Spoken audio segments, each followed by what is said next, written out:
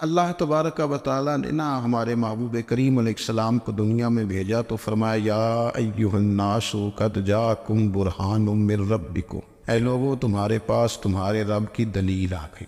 اللہ تبارک و تعالیٰ نے محبوب پاک علیہ السلام کو سراپا دلیل بنا کے بھیجا۔ باقی انبیاء کرام علیہم السلام کے پاس بھی اپنی نبوت کے دلائل کے طور پر بے شمار معجزات تھے، اور حضور کریم علیہ السلام کے تو پورے وجود کو ہی اللہ نے معجزہ بنائے۔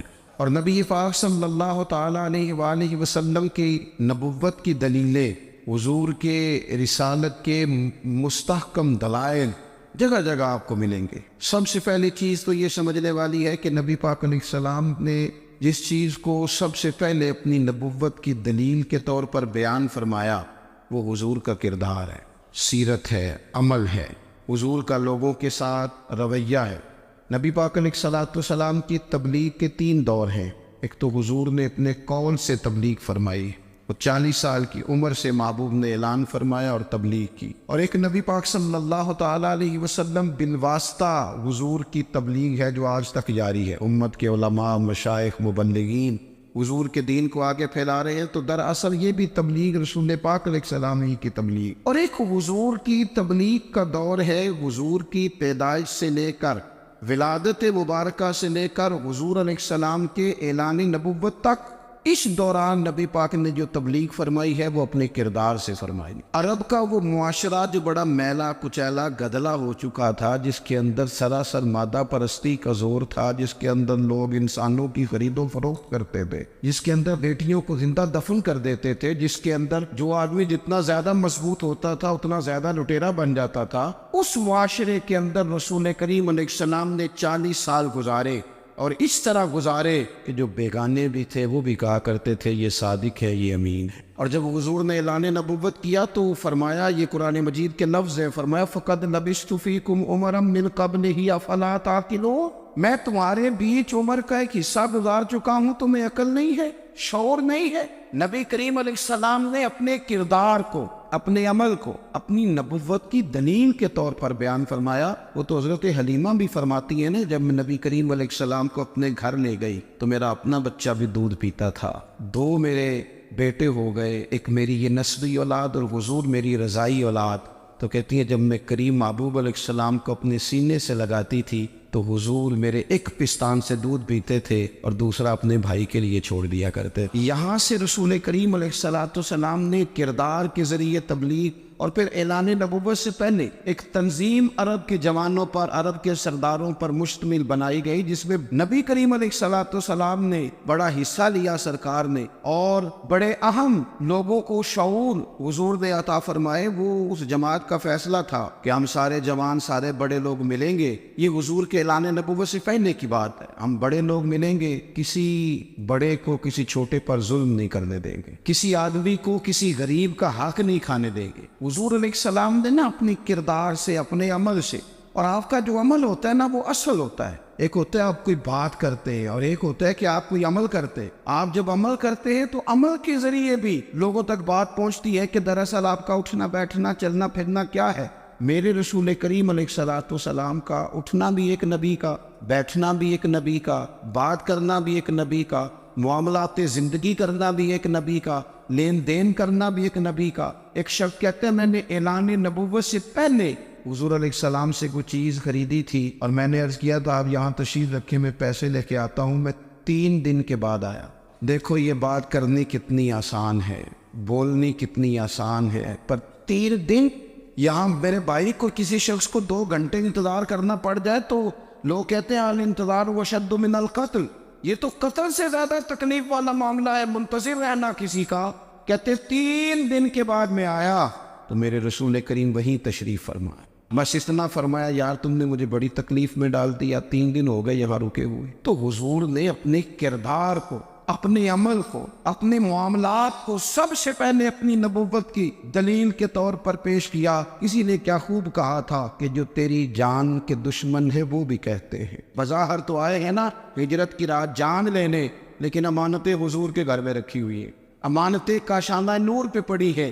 وہ جو تیری جان کے دشمن ہے وہ بھی کہتے ہیں کہ امین تو ہے اور صداقت کی آبرو تو ہے. تو پہلے کردار. پھر دوسری بات، اللہ تعالیٰ نے اپنے محبوب علیہ الصلوۃ والسلام کو اپنا مطلق نائب بنا کر، اپنا محبوب اعظم بنا کر، ویسے ہی سارے انسانوں کے بارے میں کہا وَإِذْ قَالَ رَبُّكَ لِلْمَلَائِكَةِ إِنِّي جَاعِلٌ فِي الْأَرْضِ خَلِيفَةً، میں زمین میں اپنا نائب بنانے والا ہوں. لیکن حضور علیہ السلام تو محبوب ہے نا، حضور کی نیابت تو محبوبیت کے درجے پر فائز ہے. تو رسول پاک کو رب کریم نے اس طرح کا بنا کے بھیجا کہ حضرت عبداللہ ابن رواحہ رضی اللہ تعالیٰ عنہ بیان فرماتے ہیں کہ اگر حضور کوئی معجزہ نہ بھی دکھاتے، نبی کریم علیہ السلام سے کوئی اعجاز لوگ نہ بھی دیکھتے، تو محبوب کا تو چہرہ ہی اس طرح کا تھا، لوگوں نے دیکھتے جانا تھا اور کلمہ پڑھتے جانا تھا. لیکن باوجود اس کے میرے رسول پاک کا اعجاز یہ ہے، کمال یہ ہے کہ حضور کبھی اشارہ کر دیں تو چاند 2 ٹکڑے ہو جائے، کبھی دعا مانگ دیں تو ڈوبا ہوا سورج واپس آ جائے،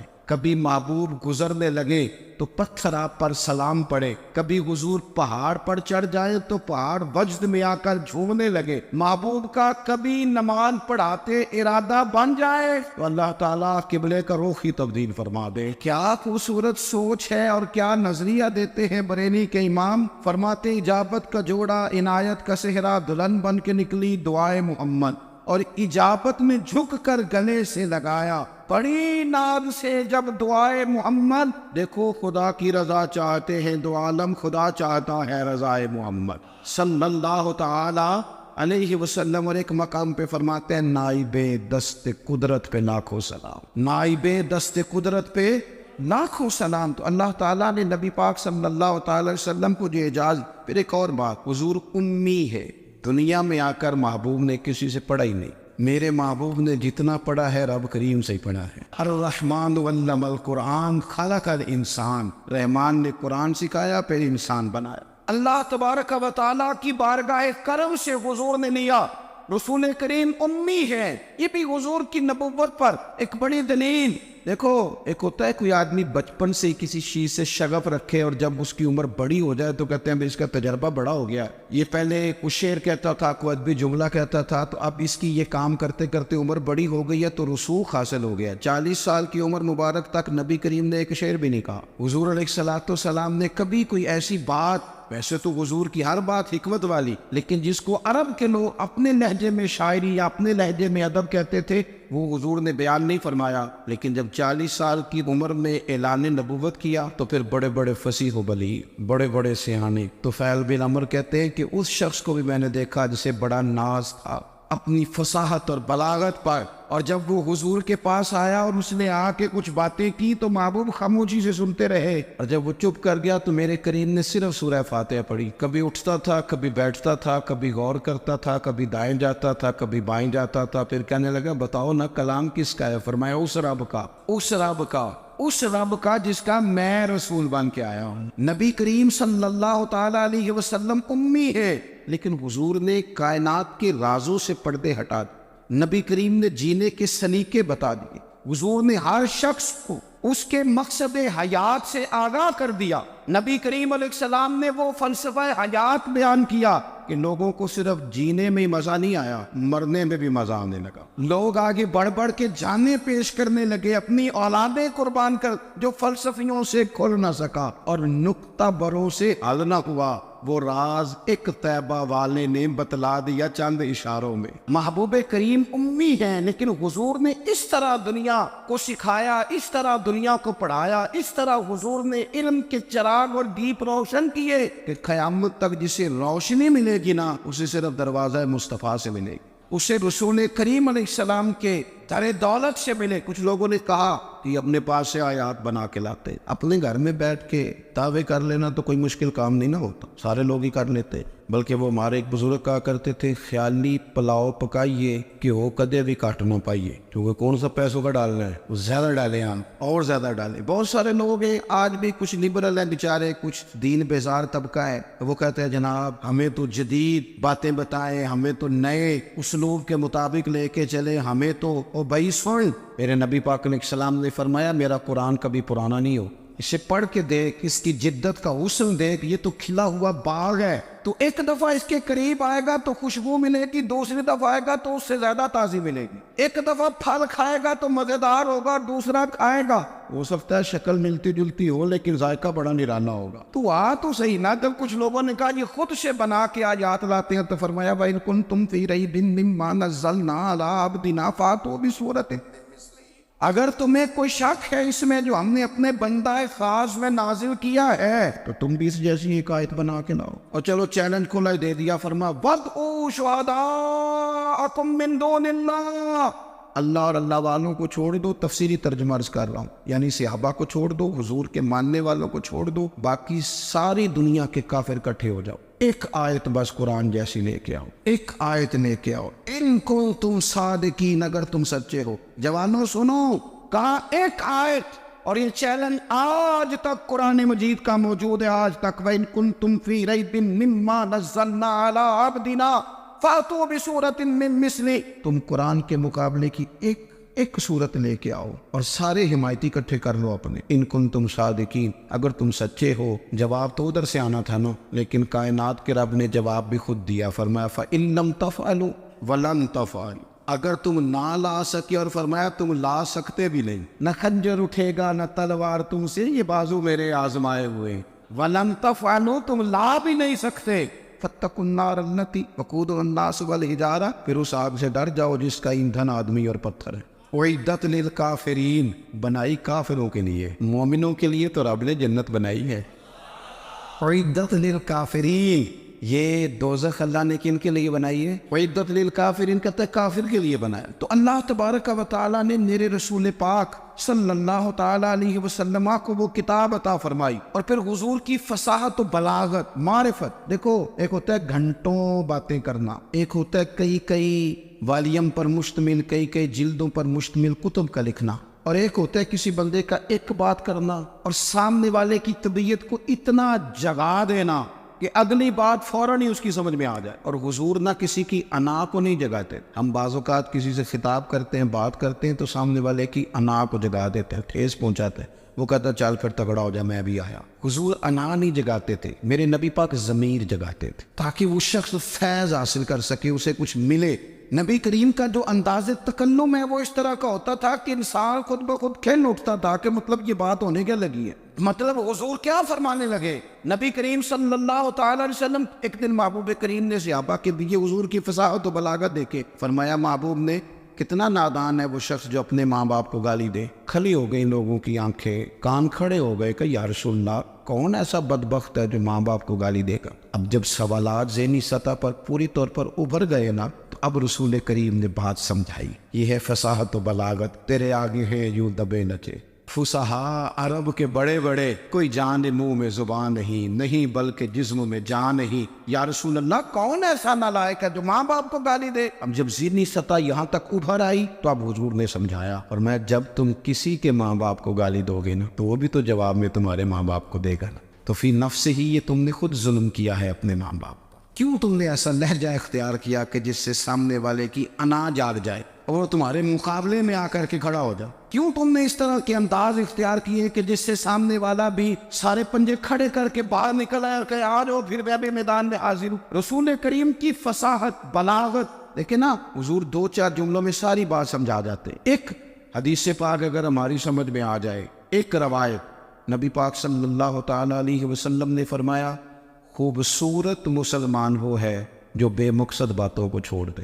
لو، اس سے پوری زندگی سجائی جا سکتی ہے ایک جملے سے. کوئی لمبی چوڑی باتوں میں جانے کی ضرورت نہیں. کہا خوبصورت مسلمان یہ ہے جو بے مقصد باتوں کو چھوڑ دے، لا یعنی باتوں کو. کیا کہتے ہیں ہمارے دیہات کے لوگ، جڑے پنڈ جانا نہیں وہ راہ پوچھنے دی. لیکن آج کل لوگ باز آندے، یعنی جس بات کا بالکل تعلق نہیں نا وہ بات بھی کرتے جاتے ہیں، جس کا شعبہ ہی نہیں وہ بھی چھلانگ لگا کے اس میں آ جاتا ہے. ہم اپنا وقت ضائع کرتے، اپنی صلاحیتیں ضائع کرتے، اپنا نقصان کرتے. ہم اپنا کام صحیح کر کے نہیں کرتے اور دوسری ساری دنیا کو ٹھیک کرنا چاہتے ہیں. او بھائی، آپ جس جگہ جس شعبے سے تعلق رکھتے ہیں آپ اپنے معاملات میں مضبوطی پیدا کریں. حضور نے اپنی فصاحت کے ساتھ، بلاغت کے ساتھ لوگوں کو قائل کیا، اور قرآن مجید کی تاثیر کا یہ اثر میرے کریم رسول نے دکھایا کہ رات کو جب حضور بیٹھ کے قرآن پاک پڑھتے تھے نا، جب یاسین والے نبی خود یاسین کی تلاوت کریں، جب طٰہٰ والے محبوب خود طٰہٰ کی تلاوت کریں، غور کرو نا، جب مدثر والے محبوب خود ان جملوں کو ادا کریں، یعنی جن کے بارے میں آیت آئی ہے،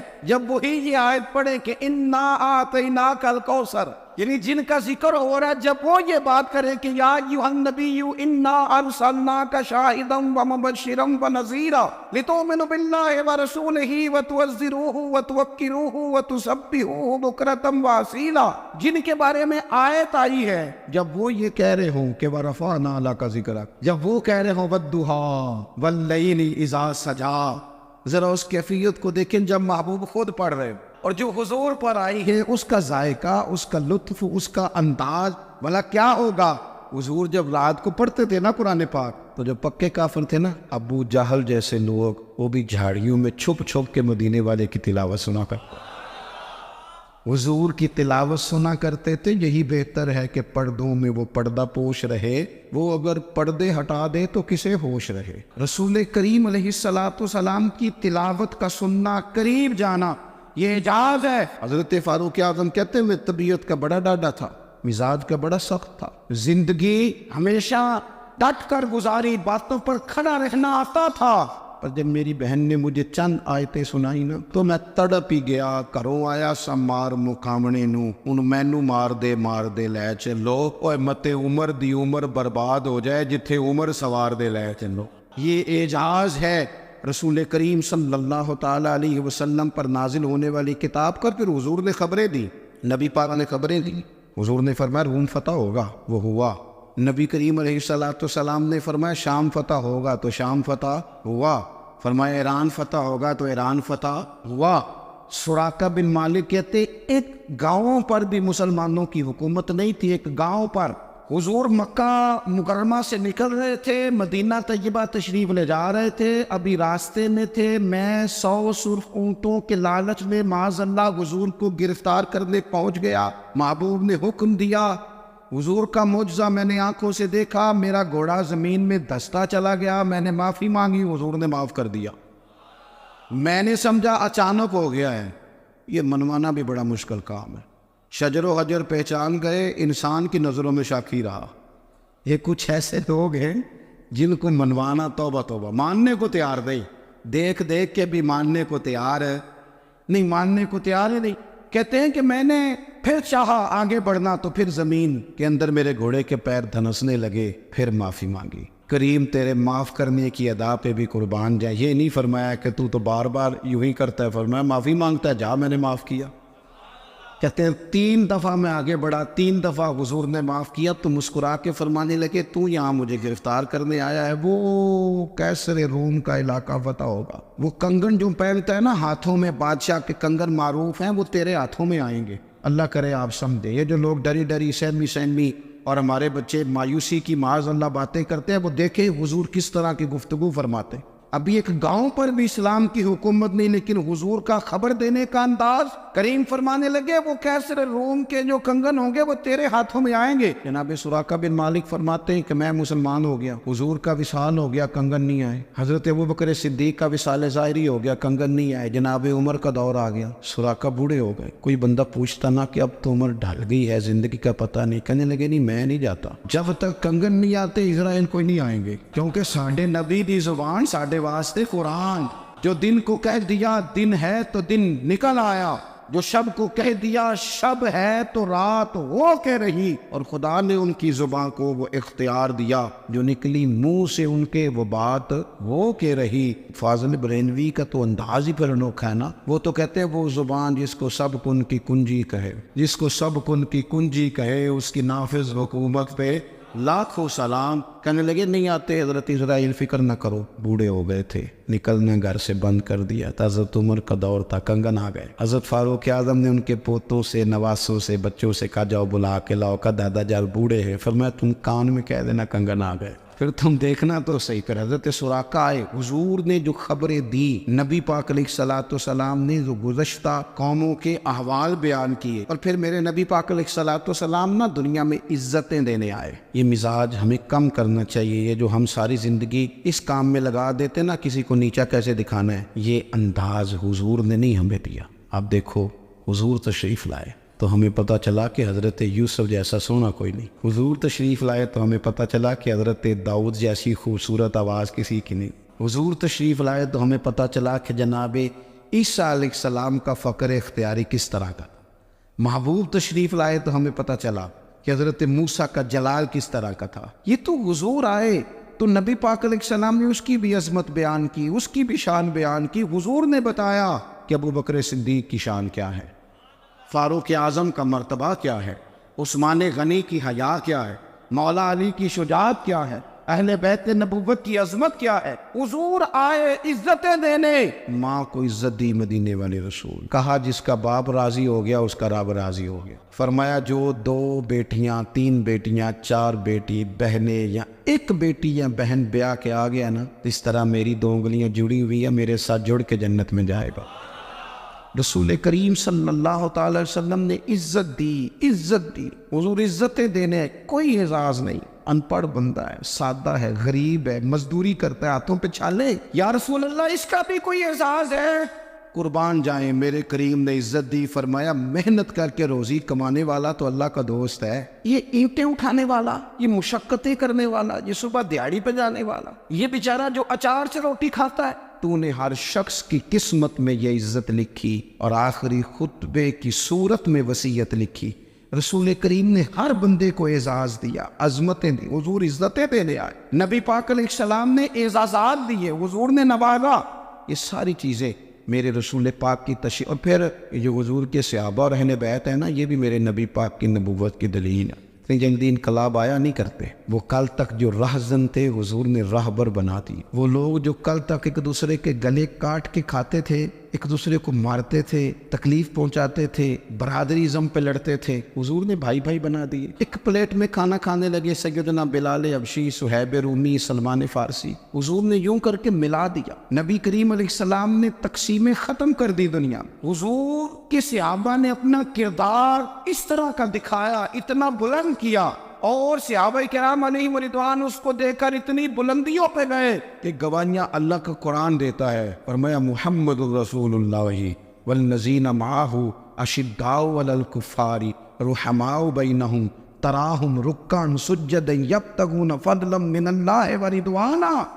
اور میں یہ جو میرے محبوب کے ساتھ والے ہیں کافروں پر سخت ہیں، آپس میں نرم دل ہیں، تم جب بھی انہیں دیکھو گے سجدے کرتے دیکھو، رکوع کرتے دیکھو گے، تم انہیں دیکھو گے اللہ کی رضا کے متلاشی ہے۔ انہیں ساری مادہ پرستی سے نکال کر محبوب نے رب کی رضا کے رستے پہ ڈال دیا۔ میرے نبی کریم سید عالم صلی اللہ تعالی علیہ وسلم کی نبوت کے دلائل کے طور پر یہ ساری چیزیں آئیں۔ بس میں بات سمیٹنے لگا ہوں۔ حضور کا جو اخلاق ہے نا، وہ بھی نبی کریم علیہ الصلوۃ والسلام کی نبوت کی بہت بڑی دلیل ہے۔ وَإِنَّكَ لَعَلَىٰ خُلُقٍ عَظِيمٍ، محبوب ہم نے آپ کو نا خلق عظیم کا مالک بنایا ہے۔ کچھ لوگ سمجھتے ہیں صرف آپ کا بولنے کا انداز ٹھیک ہو تو آپ با اخلاق ہیں۔ نہیں بھائی، بولنے کا انداز ٹھیک ہونا با اخلاق نہیں، سچ بولنا اخلاق کے علاوہ۔